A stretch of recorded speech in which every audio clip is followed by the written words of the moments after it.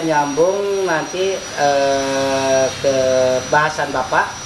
Mesinnya 4 lane itu perlu olahan airnya 8.800. Piring botol karena yang kecil itu 600 ml itu kemampuan yang punya lokal itu 1000 botol kali 8.000 kali 600 ml berapa?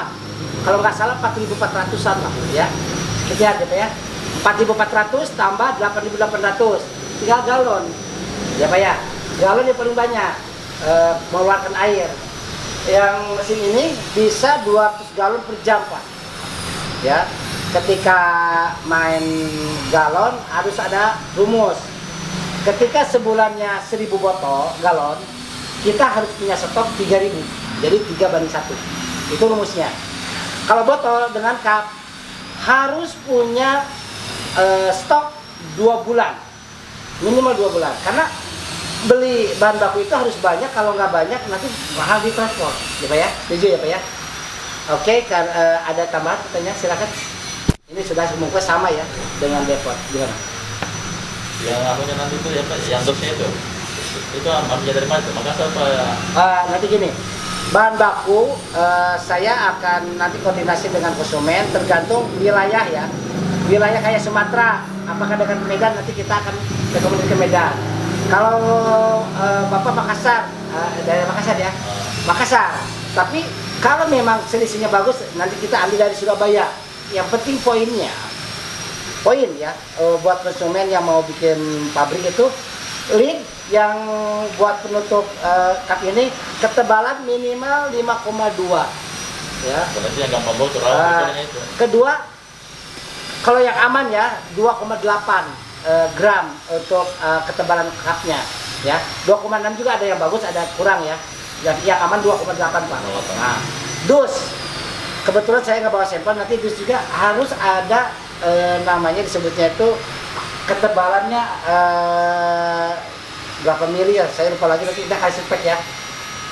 Biar gini Pak, dus itu atau cup, semua bahan baku yang kita bikin perharinya jangan cari yang murah, nanti nggak bener. Apa nggak benernya? Contoh real ini ya, ketika saya pernah survei di suatu tempat di Kalimantan, pegawainya bicara ke saya, Pak, saya kalau bawa itu kadang-kadang saya bawa lebih. Kenapa perjalanan pada tempat bocor? Otomatis apa? Murah di awal tapi kebocoran banyak, dia double itunya. Kenapa ini lebih? Begini-gini. Nah, inilah ilmu buat saya sampaikan ke konsumen Pak ya. Usaha memang cari profit. Tapi profit bukan berarti harus meminimalkan bahan baku menjadi yang termurah. Ini akan imbas ke namanya distribusinya, jadi pada bocor. Kalau ada bocor nanti dari masuk ada juga perubahan di kualitas Pak ya, betul nggak? Jadi berdampak panjang. Nah inilah bagi pebisnis AMDK ini banyak orang yang ingin usaha ke air ini karena air ini pokok.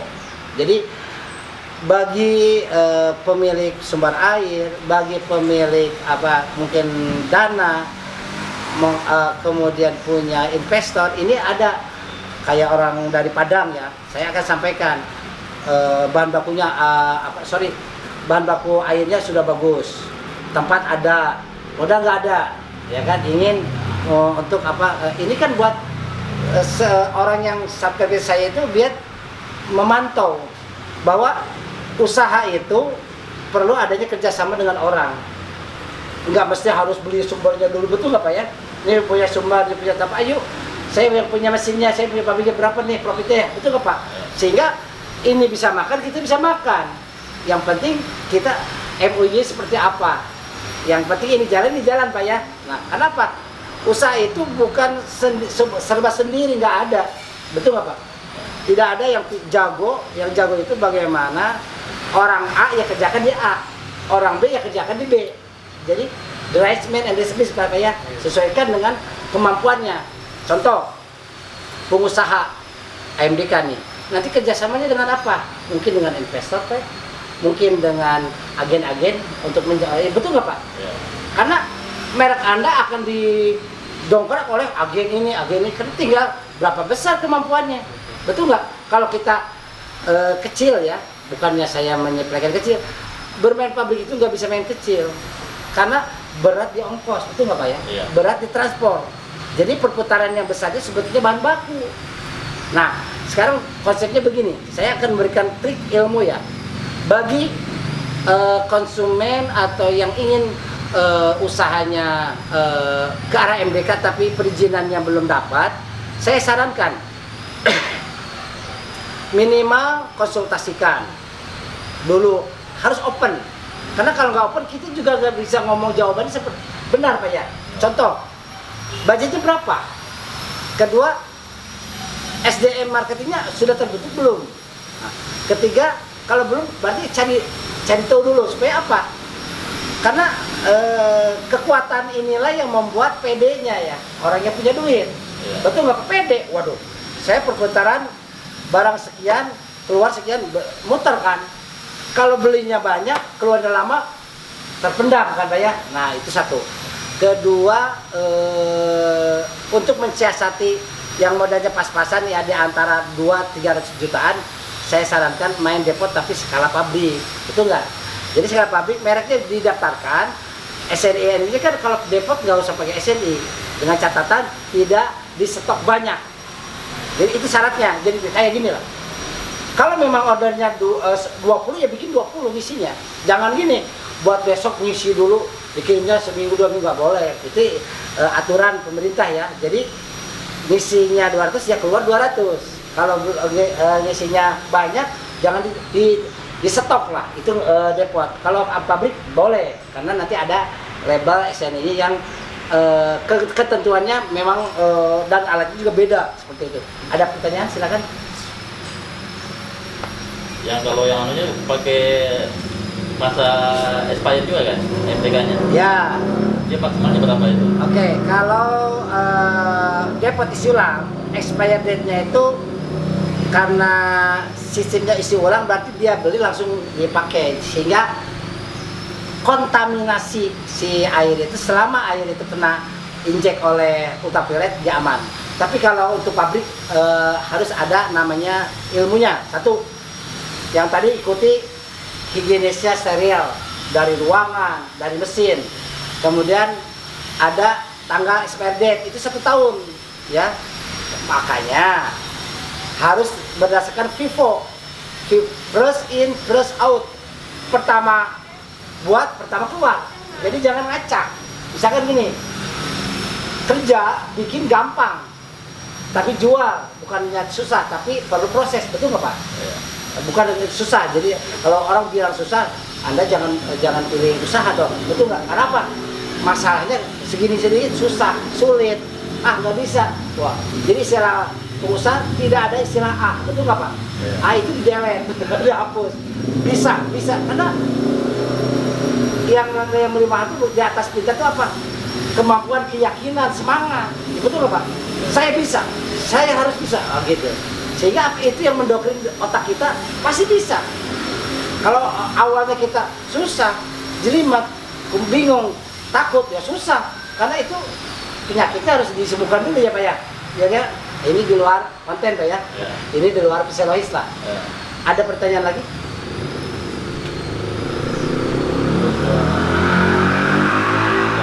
Yang berkaitan dengan isu-isu lainnya kan yang semuanya kan mempunyai rangka yang keterkaitan kan, istilahnya yang IPK. Oke, kita ulas dari awal. Untuk lahan pabrik, informasikan lahannya berapa, nanti kita tentukan titiknya, panjang kali lebar tinggi berapa.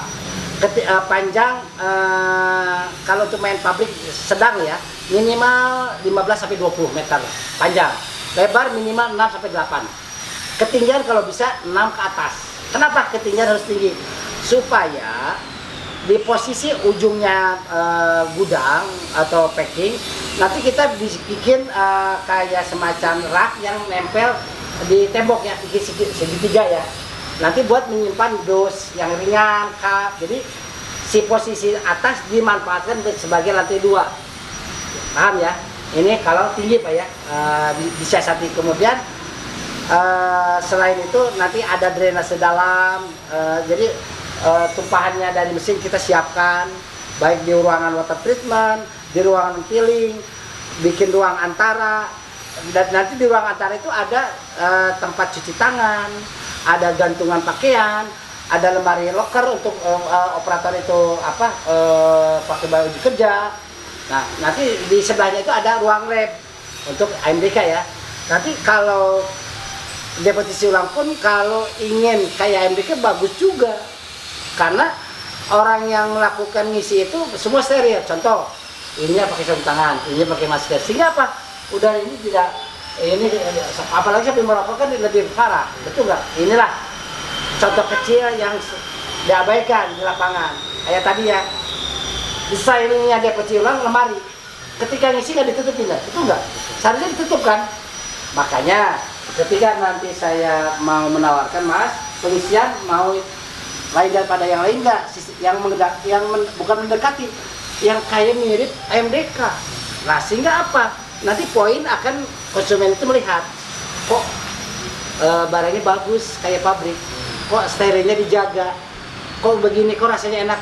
Yang barangnya laku, orang itu menyebar kan, betul nggak? Wah, pelayannya begini, mesinnya kelihatan bagus, apalagi alat ininya dipang-pangkan. Pakai ini apa namanya tuh stick billboard atau spanduk. Kualitas pabrik, harga depot, teknologi penyaringan, filtrasi, mikrofiltrasi, ultrafiltrasi, daya saring 0,01, kemudian oksigen generator atau dengan kandungan ozon. Jadi semua dipang-pangkan, antara spanduk dengan alat ada kelihatan. Jangan kayak orang lain, itunya bagus tapi isinya nggak ditampilkan ya, betul nggak? Sehingga apa? Orang itu mau bilang bagus, barangnya kelihatan, nanti repotnya ada. Nih repot checklistnya, tanggal sekian ada yang tanda tangan. Nih hasil labnya, betul nggak Pak? Jadi orang tuh, oh yakin ya bagus. Nah, bagus ini nanti konsumen yang lihat, nanti tunggu tanggal mainnya. Berkembang nggak itu? Saya yakin berkembang. Kenapa? Karena persaingan dagang ini sekarang itu saya sambungkan dengan tadi ya, era teknologi milenial.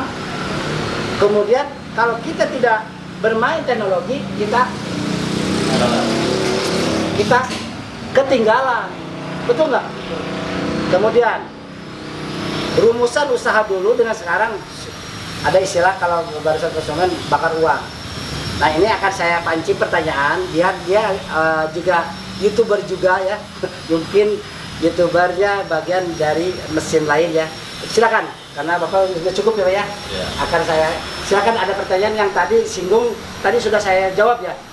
Deposisi ulang beda ya dengan konten yang sebelumnya, betul nggak? Saya tidak akan ngomong yang aneh-aneh, tergantung konsumen. Kalau konsumen nanya depot, ya saya jawab depot. Dan saya tidak ada istilah menutup-nutupi atau mengada-ada. Kenyataan demikian kan. Contoh, bicara kualitas produk depot, Anda apa yang saya sampaikan setuju kan?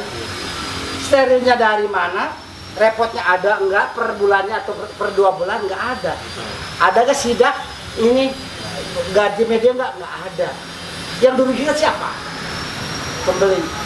Nah, kita ya pengusaha ini, bukan saya sok ya menyampaikan ini ingin konten, enggak. Saya menyampaikan apa adanya. Setelah tahu, yuk kita sama-sama bangkit ekonomi kita, bangkitkan rasa moral kita, disiplin kita untuk apa? Mencapai kepuasan pelanggan. Kalau kita sudah mencapai kepuasan pelanggan, Anda dikejar dengan uang, betul nggak? Kenapa? Orang pasti mengejar yang orang berkualitas, bukan cari yang murah. Nah, sehingga apa? Ada konsep orang tuh agak mahal sedikit ya, nah mungkin 6 ribuan ya. Lahan parkirnya ada, tempat duduknya ada, betul nggak Pak? Nyaman, nunggu begini. Ini kan trik. Orang nggak mau beli lahan depan mahal, karena apa? Buat parkir aja sekian juta. Tapi kan kalau Anda buka toko depot pinggir jalan buat parkir, kapan lakunya? Kenapa? Mau parkir juga susah. Mau beli juga jadi cari parkir jauh, jadi malas, berarti nggak jadi ya, betul nggak? inilah banyak orang yang lupa ya. Benar, tidak memperhatikan. Kenyamanan konsumen beli, kebersihan, data report quality control perawatannya tidak dipang-pangkan, kemudian peralatannya dieksplor atau diperlihatkan bahwa alurnya ke sisi kedua, ketiga, empat, yang lain nggak ada. Nah, ini bukan saya membantai, bukan, ini pembelajaran bahwa kalau kita ingin mendapatkannya yang bagus, baik, ya ilmunya tahu dong. Kalau tahu ya sudah tahu, ya silakan yang menilai para subscriber atau para konsumen ya.